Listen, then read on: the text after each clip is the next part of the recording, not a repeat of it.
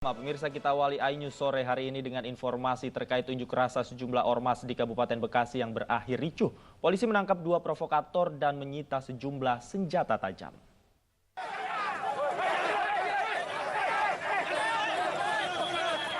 Kericuan terjadi saat aparat Polres Metro Bekasi mencegah anggota ormas yang hendak menutup jalan di kawasan Tambun, Bekasi, Jawa Barat. Aksi saling dorong pun terjadi lantaran ormas menolak saat dibubarkan paksa. Tidak hanya menggagalkan upaya penutupan jalan, aparat juga menangkap sejumlah orang yang diduga provokator. Diduga ormas ini turun ke jalan memprotes pembuangan limbah di salah satu pabrik.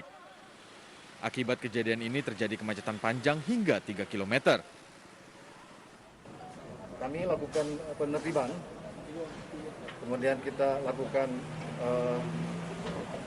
upaya-upaya kepolisian. Jadi kita lakukan penggeledahan, kita lakukan pembubaran, kita lakukan juga penyitaan. Ada 2 orang yang kita amankan karena membawa senjata tajam. Bahkan ada salah satu yang diacung-acungkan. Usai ditertibkan petugas, massa membubarkan diri. Sementara 2 provokator dan sejumlah barang bukti dibawa ke Mapolres Metro Bekasi untuk pemeriksaan lebih lanjut. Dari Kabupaten Bekasi, Jawa Barat, Didit Junaidi, iNews melaporkan.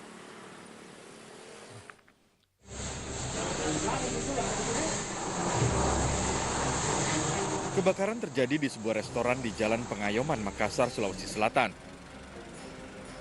Api berasal dari tabung gas ukuran 50 kg yang meledak di bagian dapur. Menurut saksi mata, sebelum ledakan sempat terjadi kebocoran gas dari dapur. Akibat kejadian ini, 5 pekerja restoran kritis akibat luka bakar. Saat ini kelima korban dibawa ke Rumah Sakit Grace Delina Makassar untuk mendapat perawatan. Penyebabnya adalah ada bocornya gas sehingga mengakibatkan terjadinya.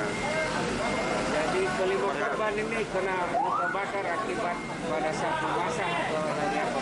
Ya, saat ini sementara di Rumah Sakit Kristalina, sementara dirawat, ada luka bakar.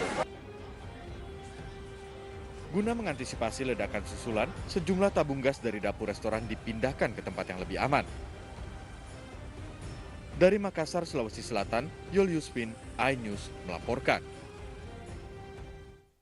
Pemirsa, sebuah kantor administrasi SPBU di Jalan Pramuka Raya, Senen, Jakarta terbakar. Meski api dapat dipadamkan, namun seluruh karyawan dan warga sempat panik lantaran khawatir api semakin membesar. Petugas pemadam kebakaran langsung diterjunkan ke lokasi guna memadamkan api yang membakar ruang administrasi SPBU. Kepulan asap pekat yang memenuhi ruangan di lantai 2 membuat petugas kesulitan menjangkau titik api. Petugas bahkan harus memecahkan kaca ruangan dan menyedot asap dengan mobil vakum agar bisa masuk ke dalam ruangan. Sejumlah karyawan tidak mengetahui pasti penyebab kebakaran dan aktivitas SPBU terpaksa dihentikan sementara.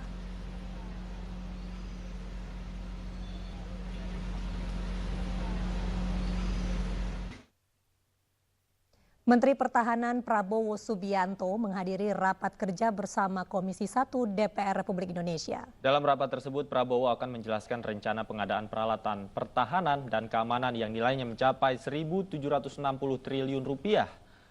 Menteri Pertahanan Prabowo Subianto tiba di gedung DPR RI dan langsung menuju ruang rapat Komisi 1 DPR RI. Dalam rapat kerja tersebut, Prabowo didampingi oleh Panglima TNI Marsikal TNI Hadi Cahyanto serta para kepala staf TNI.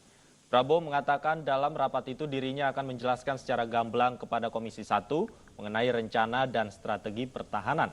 Namun, Prabowo enggan menanggapi lebih jauh terkait isu rencana pemenuhan alat pertahanan dan keamanan yang anggarannya disebut mencapai 1.760 triliun rupiah.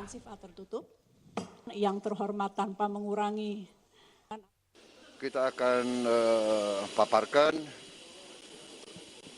rencana ke depan, tentunya akan ada tanya jawab dan sebagainya. Pemirsa, sementara itu Kementerian Pertahanan berencana memodernisasi alat sistem persenjataan utama dengan menyiapkan rancangan peraturan presiden. Ya, dalam draft yang masih dalam pembahasan itu, anggaran untuk pemenuhan alat pertahanan keamanan mencapai 1.700 triliun rupiah.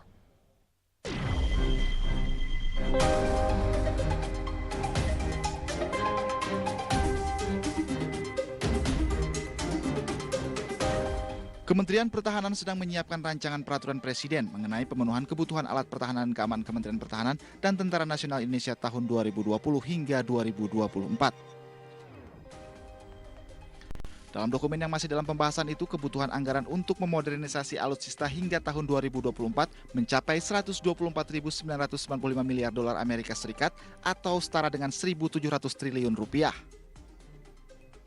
Anggaran ini meliputi akuisisi Al-Pahankam sebesar 79 miliar dolar Amerika Serikat, pembayaran bunga tetap 5 rencana strategis sebesar 13,3 miliar dolar Amerika Serikat, serta dana kontingensi dan pemeliharaan dan perawatan Al-Pahankam mencapai 32 miliar dolar Amerika Serikat.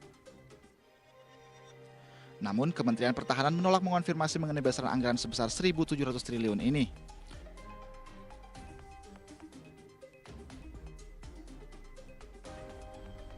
Juru bicara Kementerian Pertahanan Dhanil Anjar menyebut pembiayaan modernisasi alutsista ini masih dalam pembahasan dan bersumber dari pinjaman luar negeri dan dipastikan tidak akan membebani APBN.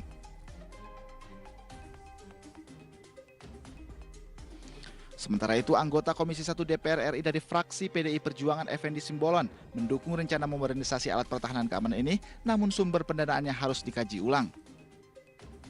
Rencana modernisasi alat pertahanan dan keamanan ini akan dilaksanakan secara konsisten dan berkelanjutan melalui mekanisme belanja alat pertahanan dan keamanan yang akan dibelanjakan pada satu renstra pertama yaitu tahun 2020 hingga 2024. Diharapkan postur pertahanan ideal Indonesia bisa tercapai pada tahun 2025 atau 2026 dan bertahan hingga 2044. Tim Liputan iNews melaporkan.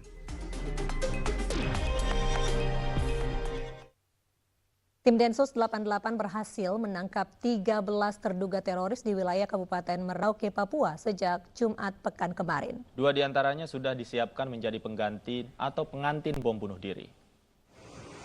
2 terduga teroris kembali ditangkap tim Densus 88 pada Senin dan Selasa kemarin di dekat Bandar Udara Mopah, Merauke dan di daerah Buti, Kelurahan Samkai. Sebelumnya 11 orang terduga teroris diamankan di 4 wilayah berbeda di Kabupaten Merauke. Dari ke-13 terduga teroris, 2 orang diantaranya telah disiapkan menjadi pengantin bom bunuh diri. Para terduga teroris tersebut merupakan kelompok teroris yang pernah melakukan bom bunuh diri di depan Gereja Katedral Makassar beberapa waktu yang lalu. Dari penangkapan ini, Densus 88 juga berhasil mengamankan sejumlah barang bukti berupa benda cair berbahaya dan buku-buku tauhid.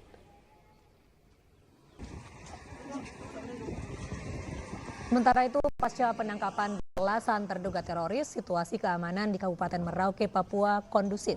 Meski demikian, situasi di kota Merauke terlihat lengang, aktivitas warga juga berjalan seperti biasa. Pengamanan di sejumlah gereja dan masjid serta tempat keramaian dan fasilitas umum ditingkatkan.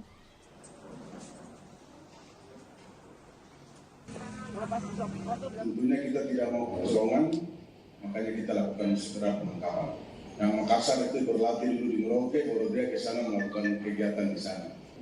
Macam-macam, tapi yang kelompok Merauke semua di Merauke. Ada sebagian besar di Makassar. Kelihatannya ada pengembangan. Aja kita tanya dari teman-teman Kadensus, karena Kadensus yang didekatkan di sana di Papua itu belum kembali, masih bekerja. Tentunya kita berikan kesempatan